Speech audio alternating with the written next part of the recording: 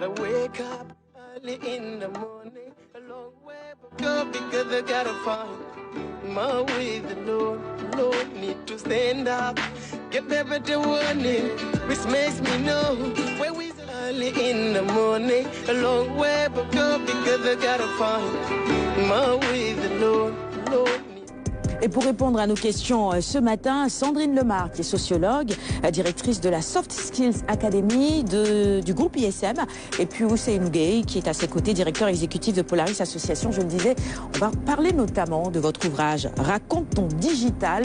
On le disait en introduction, le tout tourne autour de l'éducation au numérique à Lyon. C'est vrai, merci à nos invités, Sandrine Lemar et Ousseynou, deux amis de Kenkeliba, qui nous sont très chers et qui sont sur ce plateau pour nous présenter cet ouvrage, disons, d'une brûlante actualité selon moi, parce que c'est un sujet d'actualité comme l'éducation au numérique.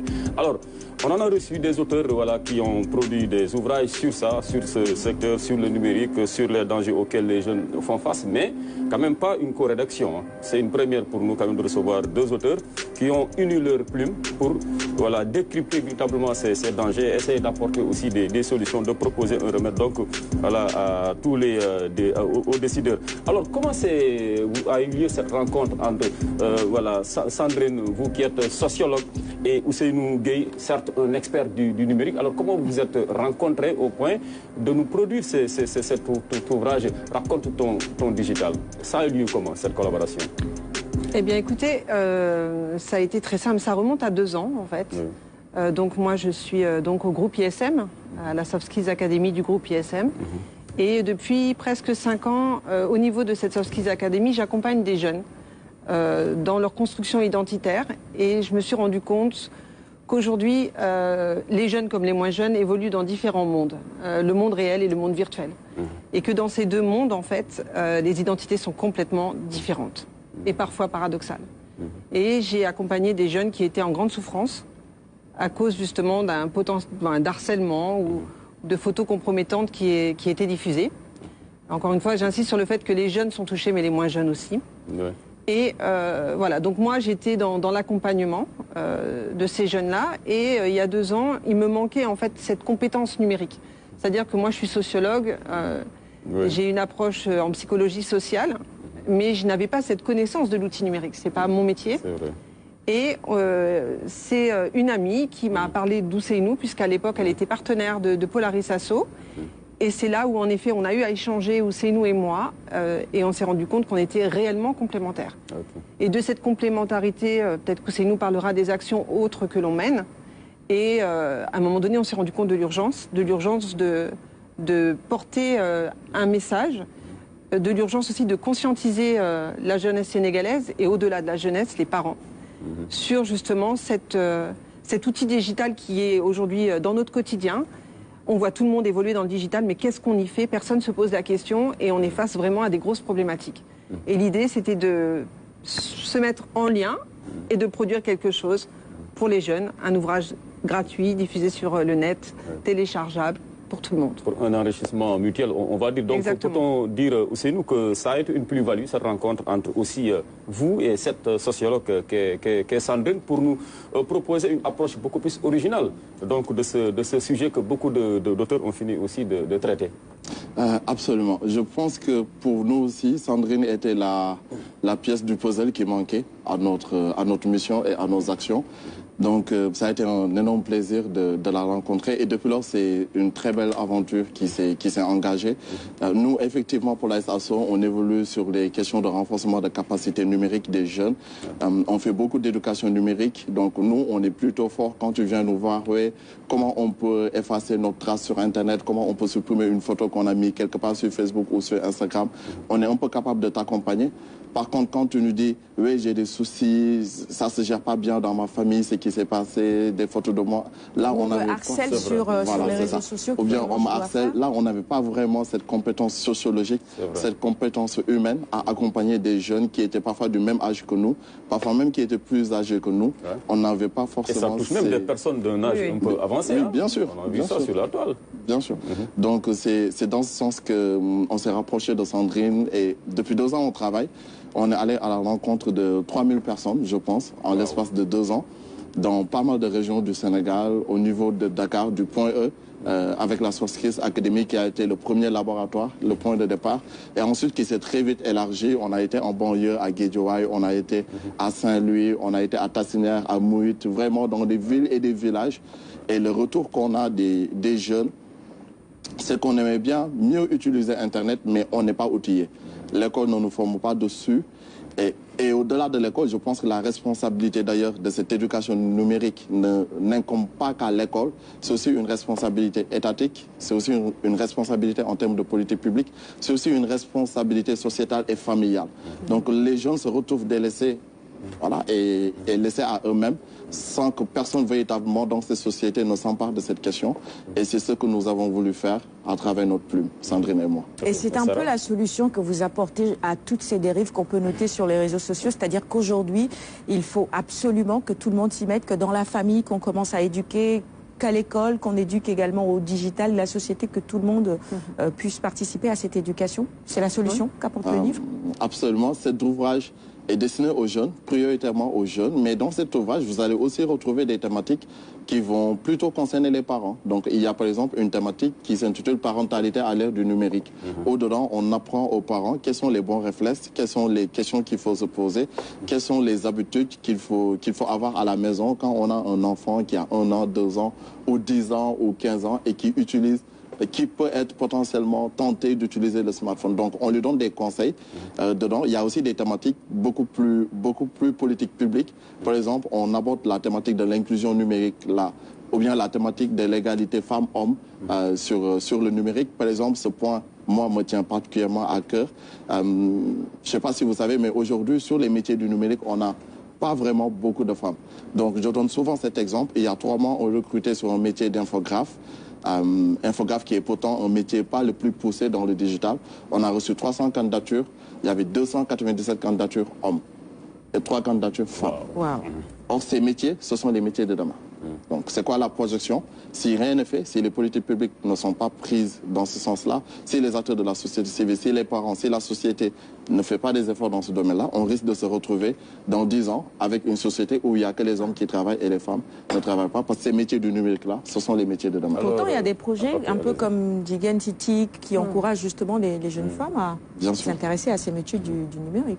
Les résultats sont mitigés finalement. À Lune. Alors je veux m'adresser à la sociologue, psychologue aussi, Sandrine. Alors comment vous expliquez cette propension-là qu'ont les jeunes aujourd'hui de plus en plus à exposer leur vie intime, à la limite, sur la toile? Ce besoin plutôt là de se faire voir, de se faire dans son intimité, qu'est-ce qu'il explique? En fait, je pense que d'abord, il faut rentrer dans le contexte. Alors, peut-être juste dire que cet ouvrage est écrit en français, mais qu'on est en train de travailler à la wolofisation de l'ouvrage à des différents supports dans les langues locales. Donc, des podcasts qu'on va mettre en place autour de cet ouvrage. On va travailler avec les radios communautaires aussi pour diffuser les messages. Ce qui se passe aujourd'hui, c'est que on est dans une société égotique. Et surtout, on est dans une société où l'homme avec un grand H est en recherche de reconnaissance. Dans nos modalités et dans nos modes de socialisation au Sénégal, c'est rare, très rare quand on aborde la question de l'amour de soi. C'est très rare aussi quand on demande à son enfant qu'est-ce que tu aimes et qu'on a du mal à lui dire je t'aime. Ça, c'est les modalités de socialisation et on a des codes. On a des valeurs et des codes qui ne nous permettent pas forcément de nous exprimer facilement.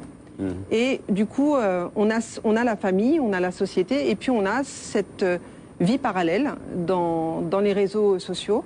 Pour la plupart, les jeunes évoluent dans les réseaux sociaux. Encore une fois, les jeunes, mais aussi c'est tout le monde. Je veux dire, quand tu postes tous les jours ta photo de toi-même, que tu aies 18 ans ou 24 ans ou 45 ans, c'est parce que tu es en quête de quelque chose. Tu es en quête de like, tu es en quête de reconnaissance. Et ce que je dis toujours, c'est que ces photos ne s'expriment pas. Donc, quelle photo tu donnes de toi? D'autant plus qu'aujourd'hui, ces photos sont filtrées, ratafiltrées, et que ce n'est pas toi sur la photo. Exactement. Et du coup, les jeunes n'ayant pas, j'allais dire, la possibilité de s'exprimer, parce qu'il y a des façons de s'exprimer en tous les cas dans les familles, eh bien, vont chercher à s'éduquer autrement. Exactement. Comme disait Ousseynou, ce n'est pas que l'école qui éduque. C'est notre responsabilité en tant que parents d'éduquer nos enfants. Quand je pense aujourd'hui à des parents qui mettent entre les mains d'un enfant de 5 ans, 3 ans, une tablette... Voire moins. Voire moins, c'est criminel. Parce que tu ne sais pas ce que ton enfant va consommer. C'est criminel. Parce qu'il peut tomber en effet sur une vidéo inopportune et qui peuvent lui créer des troubles très graves. Maintenant, oui, comme on ne parle pas et qu'on a des tabous, notamment et en particulier, je pense que tu parles de la vidéo que j'ai faite sur la revenge porn. La sexualité, eh bien, on en parle très peu. À l'école, on n'en parle pas. À la maison, on n'en parle pas. Donc, on va aller sur les réseaux sociaux apprendre ce que c'est. Mais seulement, on ne va pas l'apprendre avec des bons outils. Parce qu'on n'est pas non plus accompagné sur ça. Donc, on va apprendre la sexualité via des sites très souvent pornographiques, puisqu'on a vu les chiffres. Hein, c'est les premiers sites consultés ici, les données chiffrées. Exactement. Adultes comme jeunes. Et donc on s'éduque à la sexualité comme ça. Et surtout, depuis la Covid, le digital a pris une proportion pas possible. Et du coup, les jeunes qui se fréquentent, qui peuvent se voir en vis-à-vis, ne se voient plus. Et donc dans ces cas-là, on s'envoie des vidéos, on s'envoie des photos. Et ces photos sont de plus en plus dénudées, en fait. Et c'est ça, en fait. Et encore une fois, quand tu envoies une photo de toi dénudée, c'est que tu attends de l'autre une caution amoureuse, une caution affective. Malheureusement.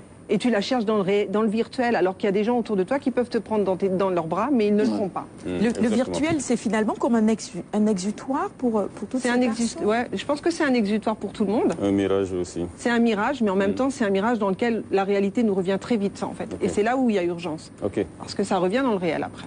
Moi, je me demande toujours souvent comment il faut pour se prendre autant en photo en moins de 24 heures. Il y en a qui sont capables de vous publier 100 photos d'elles, ou bien deux. C'est comment ça marche. Parce qu'il y a des community managers qui ont fait de ça leur métier aussi. C'est-à-dire qu'il y a des gens aujourd'hui qui s'occupent de, comment on appelle ça, la réputation digitale, la réputation sur les réseaux sociaux. Il paraît que c'est très important aujourd'hui également dans le métier que l'on fait et dans le monde professionnel d'avoir une réputation digitale. Absolument. Et je pense que tout est question d'objectif. Après, c'est-à-dire on va pas. L'idée c'est pas de publier des photos pour publier des photos effectivement. Si publier l'impact qu'on a sur le terrain, si publier une personne qui nous inspire, si publier des actions qu'on est en train de mener et qui on pense peut faire passer un message, là on publie pour avoir un objectif peut-être à impact positif et là peut-être ça peut être utile. Alors j'aimerais bien qu'on énumère ici les principaux dangers auxquels ces jeunes-là sont confrontés. Il y a la cybercriminalité bien sûr, le revenge porn, comme l'a dit tout à l'heure Sandre, mais aussi il y a d'autres dérives, d'autres fléaux. Est-ce que la liste aujourd'hui serait carrément vraiment exhaustive? Alors, c'est une liste qui n'est pas exhaustive parce que le digital évoluant, chaque jour avec de nouveaux outils et chaque jour surtout avec de nouvelles pratiques qui apparaissent. Donc, de nouvelles dérives apparaissent tous les jours. Ce qu'on peut citer pour donner quelques exemples de dérives, c'est pour moi la première menace qui guette les jeunes aujourd'hui sur Internet, c'est des questions de sécurité, c'est la e-protection. C'est comment tu protèges ton intégrité, comment tu protèges tes données personnelles, comment tu protèges ta vie privée. Donc pour moi, c'est le premier enjeu aujourd'hui en termes de sécurité chez les jeunes. L'autre enjeu qui peut être assez important pour moi, c'est la question de e-reputation. Vous venez d'en parler. Quand on est jeune, on va aspirer à partir de 18 ans, 19 ans à entrer dans le monde de l'entreprise. Sauf qu'on a déjà eu à faire beaucoup de bêtises sur Internet. Et donc aujourd'hui, on a à peu près 90 à 92% des recruteurs qui, avant de recruter, vont être curieux, aller voir les profils des jeunes sur Internet, sur LinkedIn, sur Instagram et sur d'autres réseaux sociaux avant de se faire un avis et de valider le recrutement. Donc beaucoup de jeunes sont aujourd'hui pénalisés par cette image pas forcément belle qu'ils ont pu avoir sur les réseaux sociaux. D'autres types de menaces, ça va être le piratage avec des personnes malveillantes qui peuvent venir pirater ton compte et ça on en voit tous les jours. On reçoit plein de réclamations, plein de messages de jeunes qui nous interpellent sur ça parce que leur compte ayant été piraté ou même d'influenceurs ou même parfois de personnalités publiques parce que souvent ils ne prennent pas également les mesures idoines pour bien protéger leur compte. Ça commence par avoir un très bon mot de passe, ça commence à garder son mot de passe individuel et secret, etc. Donc toutes ces pratiques que les gens n'ont pas forcément. Et un autre domaine, une autre menace qui est aussi d'actualité dans un monde de plus en plus pas forcément en sécurité et dans un monde où il y a pas mal de propagande, il y a des fléaux tels que le terrorisme, c'est la désinformation, c'est les fake news. Je pense que ici c'est un endroit par excellence pour en parler au niveau de la RTS. Les gens de plus en plus s'informent sur Internet et pas forcément à travers des canaux labellisées informations fiables telles que la RTS. Donc ils vont s'informer sur des sites qui ont été créés par des inconnus, sur des publications qui ont été publiées par des gens qui sont parfois même mal intentionnés et de mauvaise foi. Et ces fake news-là vont se répandre à une vitesse extraordinaire. Donc voilà quelques types de menaces pour moi. Ça se partage très vite. Alors, quelle serait la meilleure réponse pour contrer tous ces fléaux-là? Sandrine, on a vu que, voilà, à travers le monde, les États quand même déploient un arsenal véritablement répressif. N'empêche, les problèmes demeurent, hein, ils sont toujours là. Au Sénégal, au lendemain donc des événements du mois de mars, il y a eu un dispositif législatif, hein, voté par l'Assemblée nationale pour mieux contrer véritablement ces pyromanes-là de la toile. N'empêche, on voit toujours cette manipulation-là, cette désinformation-là, mais aussi ces vies qui sont étalées sur la toile, des vies détruites. On a même vu un homme politique, mais ça c'est bien avant la deuxième alternance, qui a vu sa carrière politique carrément stoppée net, à la suite d'une divulgation d'une vidéo véritablement obscène. Alors comment faire? Quelle serait la meilleure réponse selon vous, la sociologue? La répression, en fait, comme tu le dis, la répression c'est une chose. Mais il faut réprimer sur quelque chose que les gens comprennent. Si les gens ne comprennent pas, tu auras beau faire de la répression, ça ne fonctionnera pas. Tu sanctionneras sur quelle base? Je pense qu'en effet, la première chose, et c'est pour ça qu'on a mis cette petite pierre déjà, cet ouvrage, c'est justement d'informer. En fait, on voit les scandales, on voit en effet les poursuites judiciaires, mais on ne les comprend pas puisqu'on ne sait pas de quoi il en ressort. Donc je pense que la première chose à faire, c'est de communiquer, d'informer. De sensibiliser. Et à tous les niveaux. Hein. Encore une fois, au niveau du groupe ISM, on le fait depuis des années. Ça doit être dans toutes les écoles, publiques, privées. On travaille d'ailleurs avec l'inspection d'académie autour de cet ouvrage. L'inspection académique a lancé donc une étude sur la violence en milieu scolaire. Et une des causes de la violence est issue notamment de problèmes sur les réseaux sociaux en ce moment. Donc pour moi, en tous les cas, c'est commencer par sensibiliser, communiquer dans un langage audible. C'est pas la peine et dans des formats simples. Voilà, et dans les formats digitaux du coup, parce que si on veut sensibiliser la communauté présente dans le digital, c'est par le biais du digital. Donc l'arsenal répressif n'est pas forcément la seule réponse, disons, idoine pour contrer tout cela. Ni la seule réponse, ni forcément la réponse la plus adéquate d'ailleurs. Donc moi je vais rejoindre Sandrine. Nous sommes plutôt de l'école qu'il faut penser, qu'il faut d'abord éduquer, informer, sensibiliser. Il faut de la pédagogie. Il faut que les gens comprennent dans quel monde ils sont en train de vivre. Attention même, je pense qu'une répression sans pédagogie et information peut virer à de l'injustice. Aujourd'hui, quand on voit comment nos parents, qui sont parfois pas forcément même alphabétisés, utilisent WhatsApp, se transfèrent des audios et tout, sans savoir que ça c'est interdit par la loi. C'est interdit par la loi, pourquoi? Mais c'est parce qu'ils ne comprennent pas. Ils sont à des années-lumière de cette réalité juridique-là qu'ils ne peuvent pas comprendre. Et je pense la responsabilité que nous avons en tant que société, en tant qu'école, en tant que parents, en tant qu'État, en tant qu'acteurs de la société civile, c'est d'aller vers les populations et de les outiller. J'avais deux préoccupations, très rapidement. D'abord, sur la question de l'éducation, si je vous comprends bien, il est important aujourd'hui qu'on ramène le numérique dans nos écoles, dès le bas âge. C'est-à-dire que dès l'école primaire, qu'on commence tout de suite à apprendre à nos enfants comment utiliser ces outils-là, qu'est-ce qu'il faut mettre sur Internet et tout. L'autre facette de la chose, c'est le métier d'influenceur qui est là aujourd'hui et qui attire énormément de jeunes aussi. On se fait de l'argent grâce à ce métier et donc comment justement arriver à faire la part de tout ça? Même si je trouve que c'est galvaudé, hein, le terme influenceur, aujourd'hui n'importe qui s'érige influenceur. Bon. Quel est le contenu en fait des influenceurs? Voilà. C'est ça. C'est quoi leur contenu? On est influencé par qui?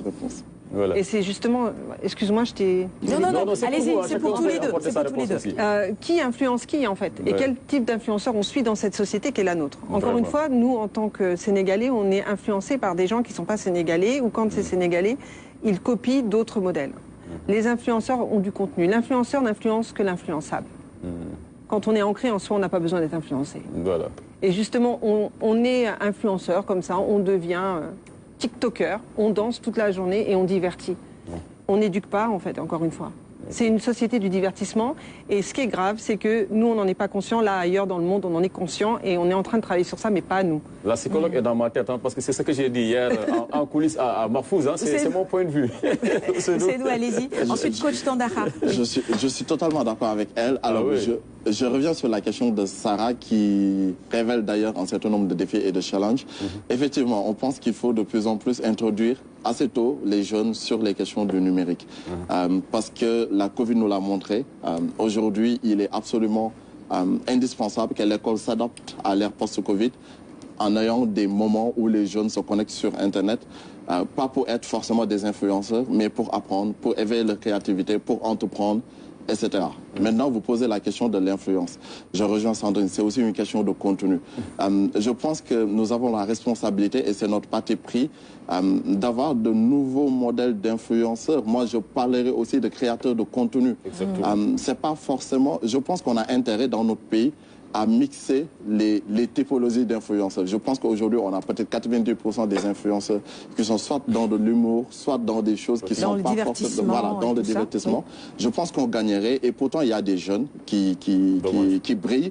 Je pense qu'on gagnerait à promouvoir sur la toile, pas du contenu qu'on aurait tendance à produire nous-mêmes, des jeunes qui ont fait Polytechnique, qui sont de grands ingénieurs, qui ont construit des mosquées. Massalikul Jinal, par exemple, qui a été construit par ma sœur, Marianne Seketal, qui est jeune, qui a une trentaine d'années à peu près, et plein d'autres jeunes, Chérif Niaï, qui ont vraiment créé des choses très intéressantes. Je pense qu'on doit aussi être dans la promotion de ces nouveaux modèles de créateurs de contenu ou d'influenceurs pour nos jeunes.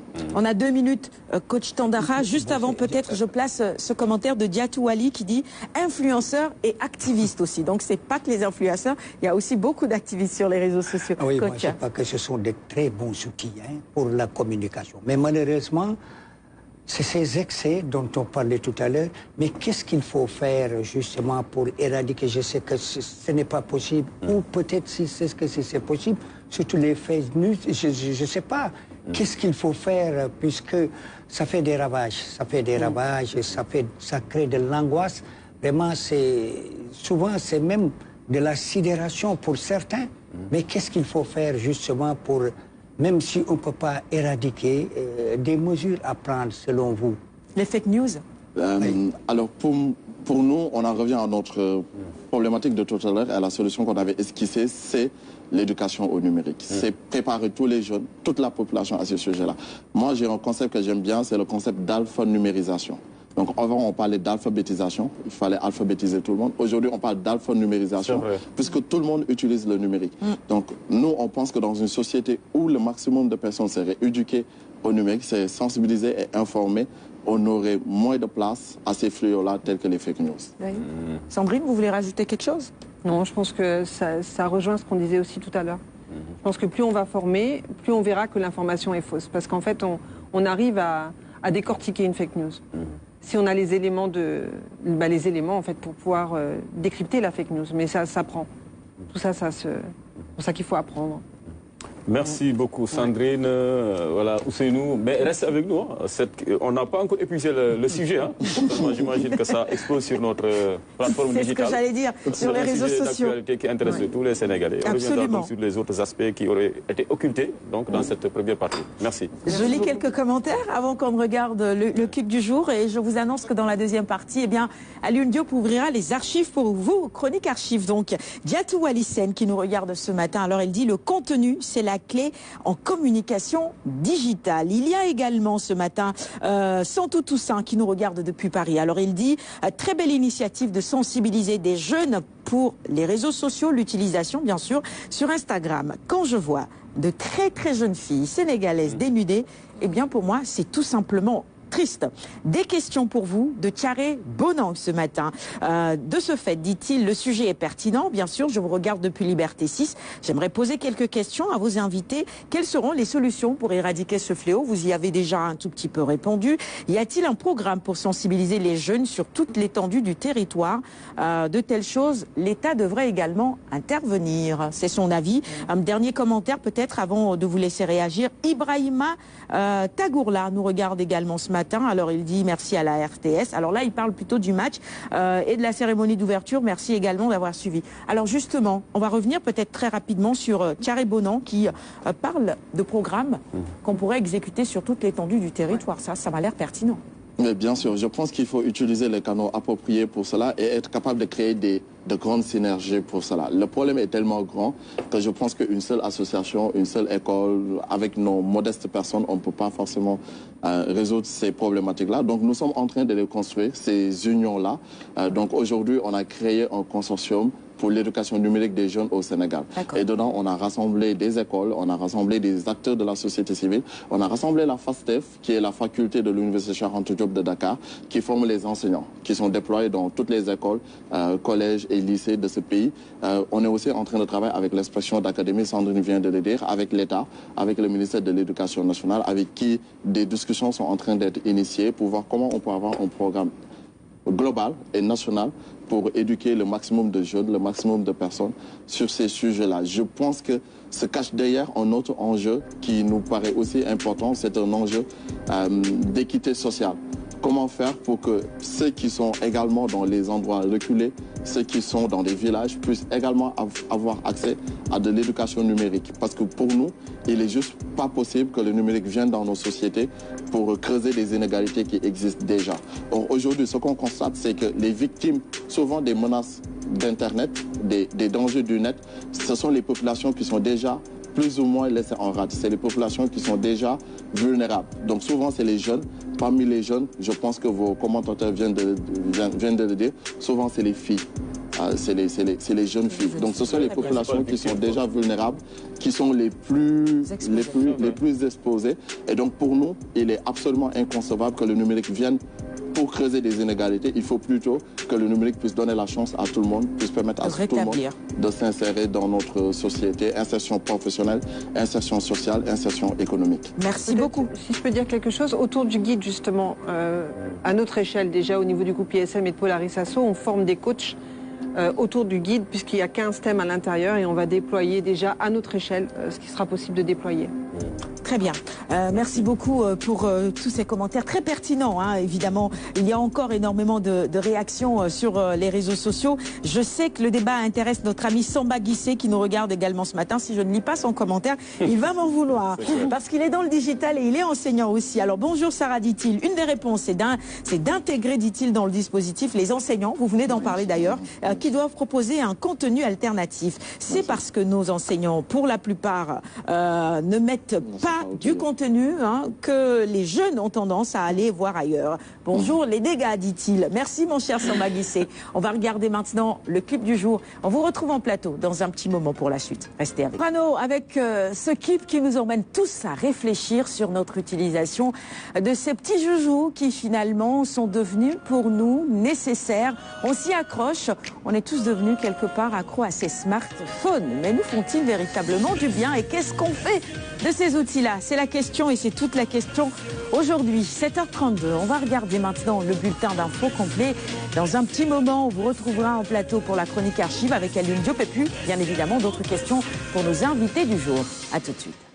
2 minutes avant la fin de ce magazine, on va laisser le temps à nos invités de réagir tout simplement et revenir sur l'éducation au numérique et au digital. On a beaucoup de questions à lui. En 2 minutes, comment on va gérer ça? Il y a la CDP, la Commission de protection des données, la divulgation de ces données-là, les droits des uns et des autres à respecter, les jeunes qui viennent vous voir, notamment des jeunes filles qui sont victimes de harcèlement. On a envie de parler de tout ça. Bon, je vous laisse vous résumer chacun en 1 minute. Essayez-nous.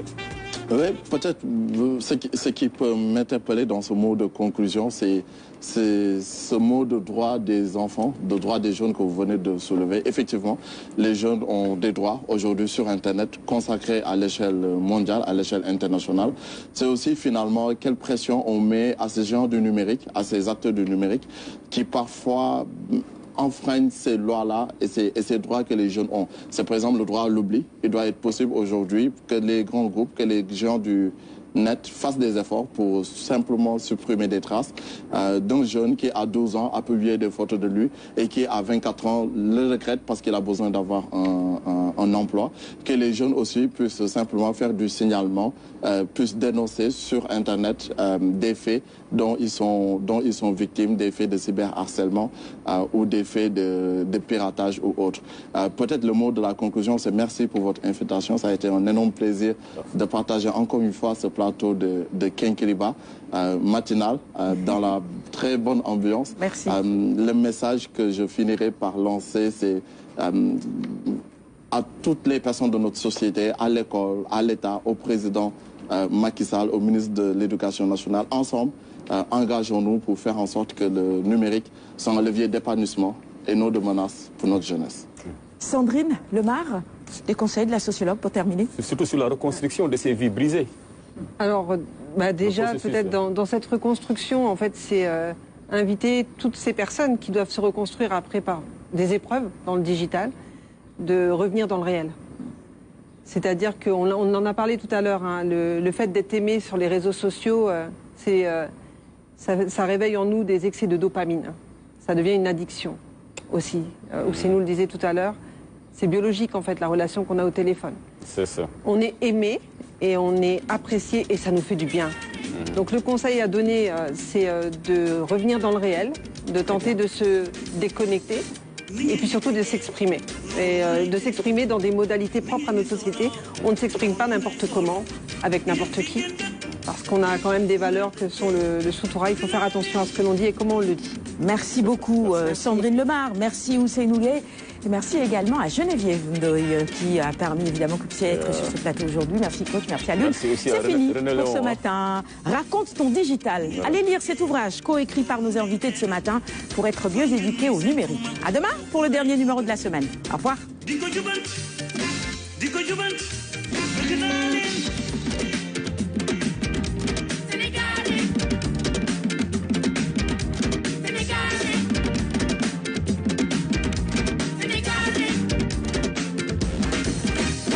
Nike pusew muma gëna waxtu sew Nike pusew muma gëna waxtu sew ci pusew da fay dundal bëgg naa leen Sénégalais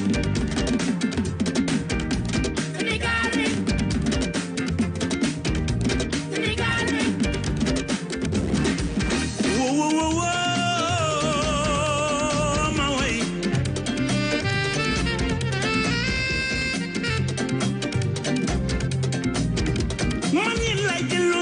Sénégal lay delloo njukkal yéen lay delloo njukkal Sénégal lay delloo njukkal lu ma wax yéen ak fu ma jëm yéen ak ñi ma bëgg ñan lañ ñi ma mel yéen ak ko waral daal ci Sénégal mooy dëkku Gaynde Njaay mooy sunu gaal ak junjun ña cësin ni dëkkal ma bësin comme junjun ña cësin ngeen ma bësin bëgg naa leen fu ngeen ko def Yusuf leen def fii moo leen di bégal moo leen di wayal moo leen di waxal fu naqaree mu taxaw hey kooku Youssou Ndour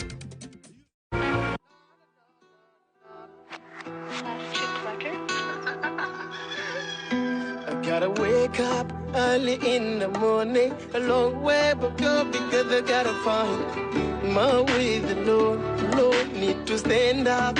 Get better warning, which makes me know where is the line, what's left to be.